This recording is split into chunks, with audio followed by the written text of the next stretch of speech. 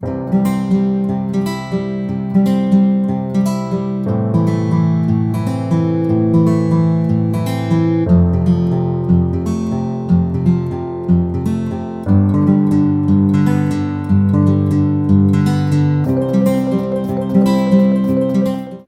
Friends, welcome back to my channel that's Backbenchers academy.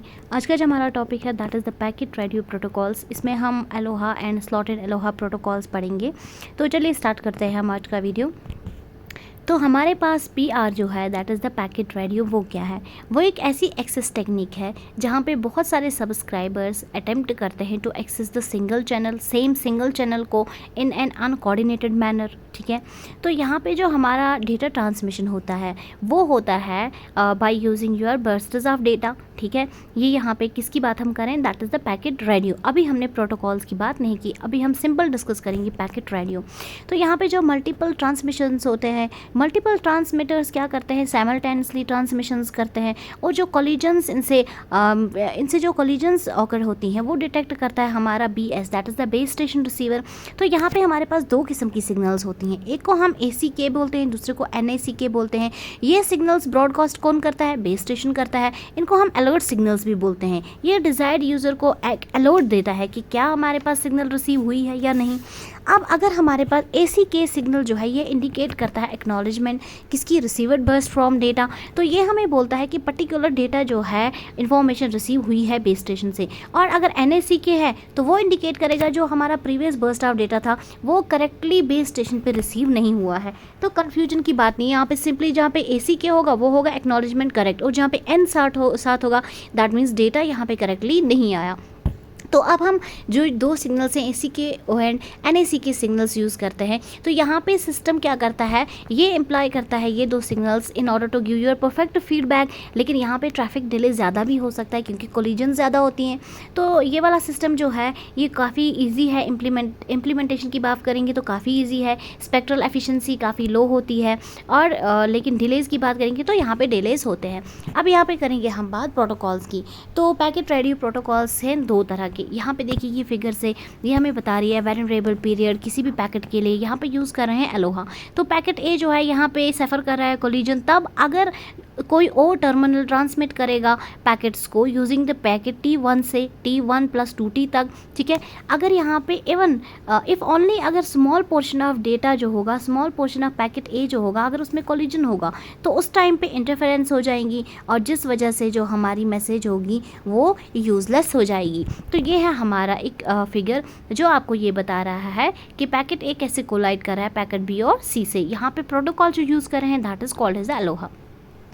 अब अगर हमें पैकेट रेडियो प्रोटोकॉल्स को स्टडी करना है तो उसके लिए हम एज्यूम करते हैं कि जितने भी पैकेट्स सेंड किए गए हैं यूज़र्स ने वो क्या होंगे? कांस्टेंट पैकेट्स होंगे। उनकी लेंथ जो होगी वो कांस्टेंट होगी, चैनल डेटा रेट जो होगी वो फिक्स्ड होगी, और जो बाकी यूज़र्स होंगे वो जनरेट करते हैं न्यू पैकेट्स, लेकिन रैंडमली जनरेट करते हैं किसी भी पर्टिकुलर टाइम इंटरवल पे। ठीक है, अब सेकंड चीज़ यहाँ पे एक और चीज़ हम एज्यूम करते हैं कि जो हमारे पैकेट ट्रांसमिशंस होती हैं वो कैसे होती है? वो होती है that is the Poisson distribution से। ठीक है, यहाँ पे जो मीन अराइवल रेट होती है दैट इज़ ऑफ 1 पैकेट पर सेकेंड में जो पैकेट्स रिलीज़ होते हैं वो कितना होगा? सिर्फ 1 सेकेंड। ठीक है, sorry that is the 1 packet. तो अगर हमारे पास P जो है that is the packet duration in seconds, तो उस टाइम पे जो हमारे पास थ्रूपुट होगा जिसको रिप्रेजेंट R से करते हैं किसी भी पैकेट रेडियो नेटवर्क का, तो उसको हम किस फॉर्मूला से दिखाते हैं? That is called as R is equal to λT।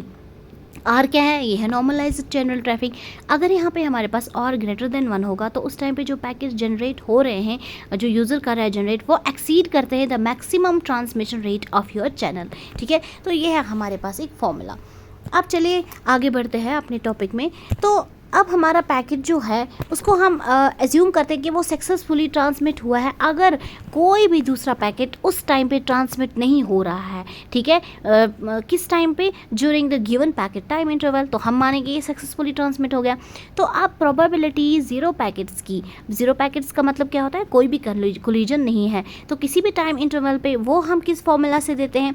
उसके लिए हमारे पास फॉर्मूला है P of R that is probability of 0, 0 का मतलब there is the no collisions, that is equal to e raised to the power minus r. Okay, तो अब हमारे पास एलोहास जो है दो तरह के, that is the pure and slotted, वो हम डिस्कस करेंगे.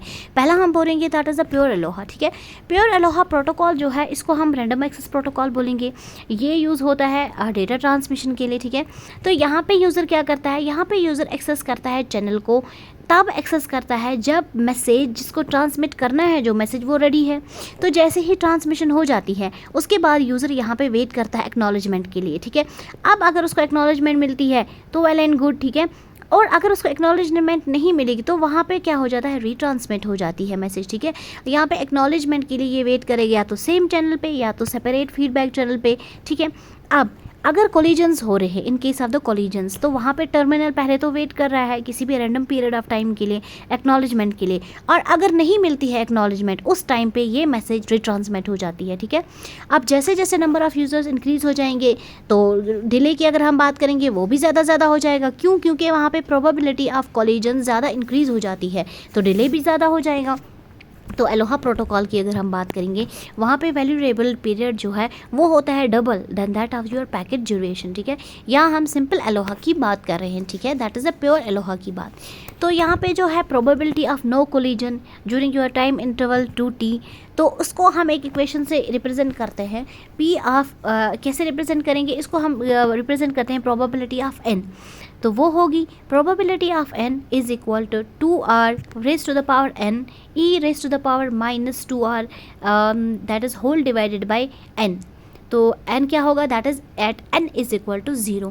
ये है इसकी हमारे पास इक्वेशन. तो अब अगर हम बोलेंगे नो कोलिजन्स की प्रोबेबिलिटी, ठीक है, वो क्या होगा, that is the throughput of your Eloah protocol. तो वो हम किस इक्वेशन से रिप्रेजेंट करते हैं, उसके लिए एक अलग इक्वेशन है. That equation is equal to t से रिप्रेजेंट करते हैं ऑफ नो कोलिजन.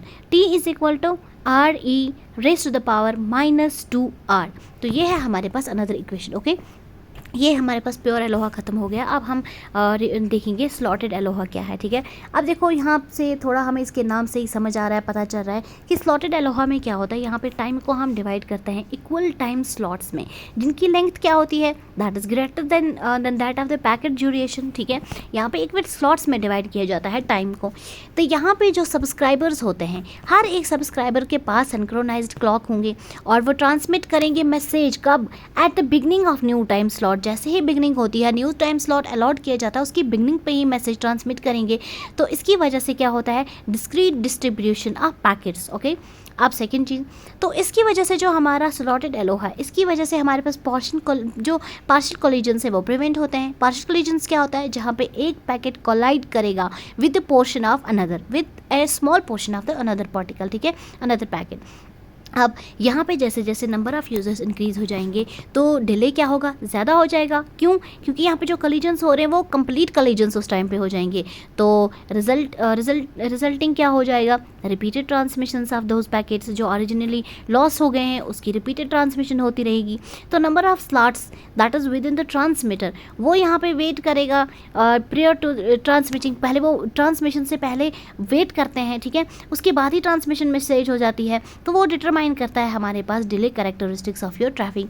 तो वैल्यूएबल पीरियड जो होगा स्लॉटेड एलोहा के लिए वो होता है ओनली 1 पैकेट ड्यूरेशन. ठीक है, तो यहाँ पे पार्शियल कोलिजन्स जो होंगे उनको काफ़ी हद तक प्रिवेंट किया जाता है with the help of your synchronization. अब अगर प्रोबेबिलिटी की बात करेंगे कि that there is no other packets, अगर कोई भी दूसरा पैकेट जनरेट नहीं हो रहा है वैल्यूएबल टाइम पीरियड में, तो उस टाइम पे स्लॉटेड एलोहा में थ्रूपुट जो है वो एक इक्वेशन से देखते हैं, that is called as the t is equal to r e raise to the power minus r. ये है हमारे पास इक्वेशन. अब इसको हम ग्राफ से भी रिप्रेजेंट करते हैं. ये देखिए यहाँ पे हमारे पास ग्राफ, ये हमें बता रहा है स्लॉटेड एलोहा और एलोहा. स्लॉटेड एलोहा हमने ब्लू लाइन से रिप्रेजेंट किया है, एलोहा हमने रेड लाइन से रिप्रेजेंट किया है. तो ये था हमारा आज का वीडियो. आई होप आपको अंडरस्टैंड हुआ होगा. अगर आप मेरे चैनल पर नए हैं तो आप मेरे चैनल को लाइक करें, शेयर करें, सब्सक्राइब करें, बेल आइकन प्रेस करना ना भूलें. Thank you so much for watching.